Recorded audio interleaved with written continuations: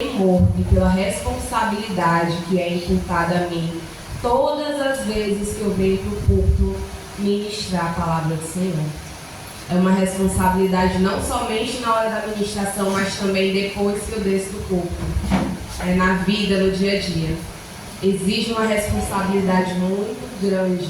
Aleluia. Uma responsabilidade em manejar a palavra e uma responsabilidade com os irmãos que estão aqui nesta noite, ouvindo essa palavra.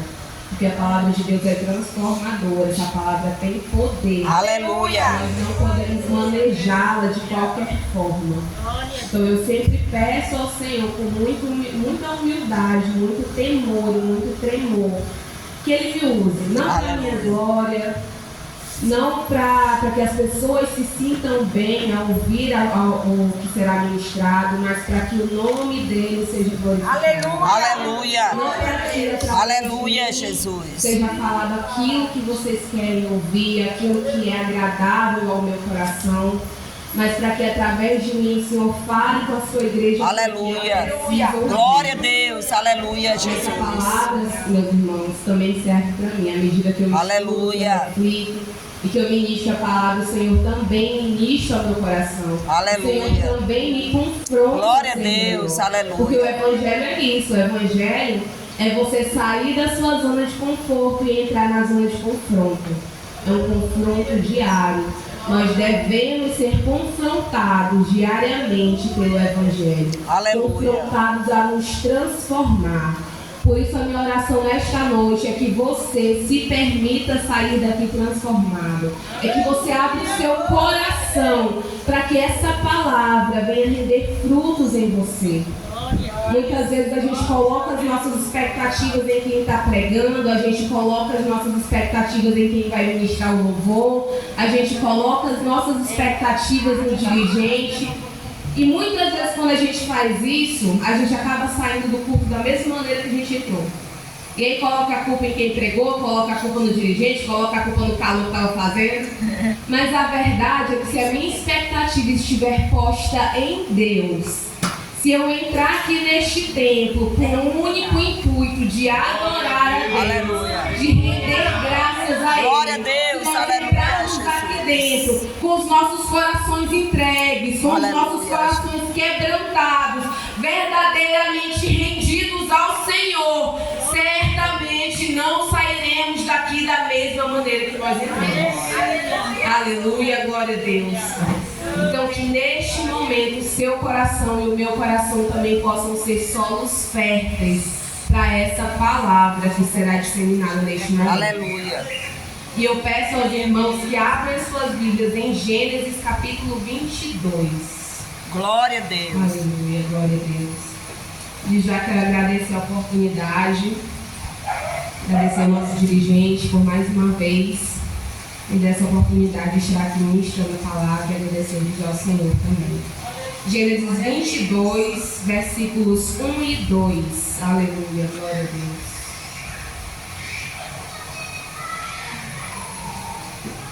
Amém, irmãos? Amém. Gênesis 22, versículos 1 e 2, a palavra nos diz assim: E aconteceu depois destas coisas que provou Deus a Abraão e disse-lhe: Abraão, e ele lhe disse: Eis-me aqui. E Deus disse: Toma agora o teu filho, o teu único filho Isaque, a quem amas, e vai-te à terra de Moriá e oferece-o ali em holocausto sobre uma das montanhas que eu te direi. Aleluia. Meus irmãos, ao contrário do que se pensa, ao contrário do que muitas pessoas pensam, o grande propósito do livro de Gênesis não é contar a história da criação. O grande propósito do livro de Gênesis é contar a história de Abraão, de Isaac, de Jacó, que são os nossos patriarcas, e enfatizar em cada detalhe da vida deles o quanto a sua trajetória, o quanto a trajetória desses homens vai apontar diretamente para Cristo. A história de Abraão ela tem cerca de 2000 anos e na época de Abraão eles viviam numa cultura seminômade.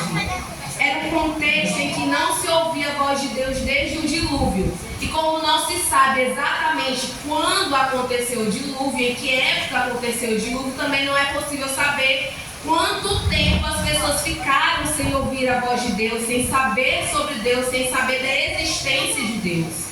Então, quando tudo aconteceu com Abraão, já fazia muito tempo que se não ouvia a voz de Deus. E existe até a possibilidade, nós acreditamos que Abraão, ele adorava outros deuses, porque naquela época Deus não havia se revelado como o único Deus digno de todo louvor e toda adoração. Através de Abraão, Deus começa a se revelar ao seu povo. E alguns teólogos vão dizer, inclusive, que depois de Cristo, Abraão é o nome mais importante da Bíblia. Porque, como eu já disse, é através dele que Deus vai começar a se revelar ao seu povo. É através dele que a nação de Israel, a nação eleita, começa a ser construída. Através dele, todas as nações da terra serão abençoadas. E através dele, Deus começa a se fazer conhecido ao seu povo. Inclusive, em Romanos 4, Paulo vai nos falar, vai trazer Abraão como um exemplo de justificação pela fé. E é justamente por sua fé que Abraão se torna conhecido. Porque assim nós o conhecemos, né, como o pai da fé. Aleluia! Porém, embora Abraão tenha se tornado conhecido como o pai da fé, não foi esse fato que fez com que Deus o escolhesse. Não foi isso que fez com que Deus escolhesse Abraão para, através dele, abençoar todas as nações da terra. Deus escolheu Abraão unicamente por graça. Aleluia! Foi só a graça. Não havia nada em Abraão que o tornasse melhor. Não havia nada em Abraão que o tornasse merecedor de ser escolhido por Deus. Foi unicamente graça. Aleluia. A fé de Abraão, a confiança de Abraão em Deus começou a ser moldada nele à medida que ele começou a caminhar com Deus, à medida que ele decidiu obedecer a Deus. A sua fé, o seu caráter e a sua confiança foram sendo moldados. Aleluia! Conosco não é diferente. Aleluia! Glória a Deus! Muitas vezes a gente quer estar num patamar altíssimo para sermos usados por Deus. Às vezes a gente se acha muito pequeno, muito incapaz, porque eu não sei cantar, porque eu não sei pregar, porque eu não sei falar, porque eu não sei fazer. Mas Deus não liga para isso. Deus não precisa da minha capacidade. Deus não precisa da sua capacidade para Ele fazer o que Ele tem que fazer. Aleluia! Glória a Ele Deus! tem poder, Ele pode todas as coisas. A minha fé e o meu caráter começa a ser moldado a partir do momento que eu escolho obedecer, a partir do momento que eu escolho confiar em Deus. Aleluia! Glória a Deus! Aleluia! A Aleluia! partir do momento que eu paro de olhar para mim, para minha incapacidade, que eu decido não lutar as minhas lutas com a força dos meus braços, mas lutar com a força que vem de Deus. É a partir daí que nós passamos a ser transformados pelo poder do Espírito Santo. Aleluia! Aleluia! Aleluia, Jesus! Aleluia! Não há nada de especial em mim e em você. Verdade. O chamado de Deus para nossas vidas não é meritocrático, não é Aleluia. por meritocracia. Não é isso. É verdade. É para quem se dispõe. Verdade. É para quem escolhe obedecer. Aleluia! Então, se Aleluia! Deus está te chamando para algo, pare de olhar para aquilo que você não sabe, para aquilo que você não pode. Deus vai te capacitar na medida que Glória você a Deus! confiar. Aleluia! Aleluia, Jesus! Apenas confie no chamado de Deus. Aleluia! Glória a Deus! Não, mas eu não tenho convicção, eu não sei o que Deus tem para mim. Ore, busque, porque Ele vai te mostrar à medida que você caminha. Aleluia! Aleluia, Mas Jesus! também não é certo, eu não vou fazer nada enquanto Deus me mostrar. Não é assim que funciona. Vai fazendo, vai trabalhando. Aleluia. Se disponha. O que for aparecendo, vai fazendo, o Senhor vai te mostrar. Aleluia. Ele vai te revelar. Ele vai te mostrar o caminho. Apenas ande, vai fazendo, vai obedecendo, vai buscando a presença dEle, vai buscando a face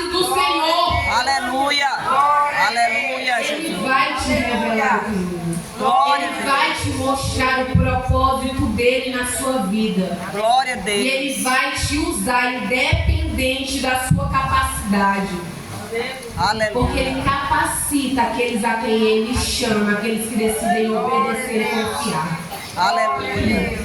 Aleluia, glória. Aleluia, Jesus. Lá em Gênesis 12, Abraão sai da sua terra para um lugar completamente desconhecido, apenas confiando na palavra de um Deus que ele também não conhecia. Olha que coisa, se você coloca, às vezes a gente lê e a gente não se coloca no lugar. A gente não traz aqui para a nossa realidade. Se o Josué, o dirigente, chegasse aqui dizendo que vai para tal lugar, para onde fazer o quê? Só vai. Eu duvido. Eu não ia. Eu também não. Imagine um Deus que você nem conhece, alguém que você nem conhece, chegar para você e te dizer, vai para tal lugar. Mas para onde fazer o quê? Vai para a terra que eu te mostrarei. Abandona tudo e vai. Meu Deus. Foi isso que Abraão me fez. É uma coisa tremenda, viu? Foi isso que ele fez. Ele não sabia para onde ir, ele não sabia exatamente quem era Deus, mas ele foi andando, foi um tiro no escuro, né? Como a gente diria hoje. E Deus promete a Abraão que caso ele obedecesse, todas as nações da terra seriam abençoadas pela sua descendência. Aleluia. Ele só precisava obedecer. Só isso, nada disso. Ele só precisava deixar tudo para trás e ir para uma terra desconhecida. E aí o teólogo Tim Keller vai dizer que foi pedido a Abraão, por causa de Deus, que ele abrisse mão de quase toda a esperança e bens terrenos que o coração humano almeja. Aleluia. Entretanto, uma outra coisa seria posta no lugar, que é a profecia das nações. E muito se pode falar sobre Abraão, meus irmãos, mas isso ainda não é o principal. Vou beber um pouco de água para Aleluia. Glória a Deus. Aleluia, Jesus. Nós vamos refletir nesta noite sobre esse pedido tão duro que Deus faz a Abraão. Lá no capítulo 22, nos versos 1 e 2 que nós lemos aqui no começo. Um pedido que é de difícil compreensão, ele é cruel. Se a gente for bem olhar, ele é cruel. E nessa noite nós iremos meditar sobre esse pedido de Deus a Abraão. Quando Deus faz essa primeira promessa a Abraão, lá no capítulo 12, Deus vai falar acerca de descendência a Abraão. Que ele iria abençoar Abraão e a descendência dele seria incontável. Através dele todas as nações da terra seriam abençoadas. Aleluia! Ele estava falando, veja bem, ele falava de descendência para um homem cuja esposa era estéril. Estava de idade avançada, Sara não podia ter filhos. Era estéril. Como é que Deus vai falar de descendência para alguém ter uma esposa estéril? Que descendência seria essa? Como seria isso? Mas é essa promessa que Deus faz a Abraão. Aleluia. Quando ele fala de descendência, ele está falando a Abraão que Abraão teria sim filhos. Essa é a promessa que Deus faz a Abraão. E naquela época, meus irmãos, era o anseio do coração de todo homem. Porque era o filho homem que dava continuidade à genealogia, ao nome da família, era a tradição, a cultura, era a forma da família não morrer. Isso vinha através do filho homem. Então era um peso muito grande sobre uma família, uma mulher estéril que não podia ter filhos. Era um peso muito grande, mas nós temos um Deus de milagres. Aleluia! Que atua justamente nas situações impossíveis. Um Deus dos improváveis. Ele pega aquilo que é improvável e faz provável. Ele pega aquilo que aos nossos olhos parece impossível e torna possível. Para que o nome dele seja glorificado através da minha vida e através da sua vida. Aleluia. Glória a Aleluia, Deus. Jesus. E depois de anos de espera, meus irmãos, Isaac nasce, o filho da promessa. Glória a Deus. Isaac significava riso. Ele trouxe riso e paz ao coração de Abraão e Sara. Lá em Gênesis 21, 6, Sara vai dizer: Deus me deu motivo de riso, e todo aquele que ouvir isso vai rir juntamente comigo, vai se alegrar comigo. Deus tinha dado a Sara e a Abraão motivo de alegria. Aleluia. E todo mundo que soubesse dessa história iria se alegrar juntamente com eles. Mas note uma coisa. Quando Deus se manifesta a Abraão e fala sobre a sua descendência e faz essa promessa, Abraão tinha 75 anos. Quando Isaac nasce, Abraão já tinha 100 anos. Olhe quanto tempo de espera. Observe quanto tempo, 25 anos de espera para que uma promessa se cumprisse. Aleluia. E você aí chorando, se acabando, se lamoreando, porque Deus prometeu outro e hoje Ele não fez ainda. Aleluia. Não é? Meus irmãos, Deus sabe o tempo certo. Aleluia. Glória a Eu vou Deus. dizer uma coisa, você vai perder tempo ficando aí se lamoreando, se acabando, chorando. Porque o seu choro não vai adiantar de nada. Deus vai dar o tempo certo. Glória a Deus. Aleluia. Quando você precisa saber, Deus vai dar no tempo certo. Aleluia. Glória Ele a vai te Deus. preparar para estar apto para receber a promessa. Algumas coisas que eu já falei que Deus me entregou no tempo certo, porque se Ele tivesse me entregue antes, eu não teria preparo, eu não teria estrutura para viver certas coisas, para gerir certas coisas que Ele entregou nas minhas mãos. Aleluia. Glória a Deus. E Deus Aleluia. nos dá o preparo, Ele nos dá a estrutura para que no tempo certo você possa receber a promessa e você saiba gerir a promessa. Aleluia, Jesus. Para que isso se torne de fato bênção na sua vida. Aleluia. Glória a Deus. Aleluia, Jesus. Então Abraão esperou 25 anos para que a promessa de Deus pudesse se cumprir na vida dele. Aleluia. Aleluia. Só que meus irmãos, imaginem. Era o maior desejo da vida dele, era ter um filho. Ele teve Ismael, mas Ismael não era filho da promessa. Já no ato de falha, de falta de fé. Ele já estava desacreditado, Sara já estava desacreditada. Mas ele esperou 25 anos para que uma promessa se cumprisse. E se quando Deus prometeu, esse filho já era o maior desejo do coração de Abraão, imagine após 25 anos esperando, desejando, esperando, com certeza clamando a Deus, pedindo a Deus e se perguntando, será que vai acontecer, será que não vai? Ao longo desse tempo, Isaac se torna o maior desejo do coração de Abraão. Aleluia. Isaac se torna o maior desejo do coração de Abraão. Ele é o filho da promessa. E a partir do momento que a promessa se cumpre, que Isaac nasce, todas as expectativas de futuro, de felicidade de Abraão passam a ser colocadas em Isaac. Aleluia. Porque ele é o filho da promessa e através dele todas as nações seriam abençoadas. Então,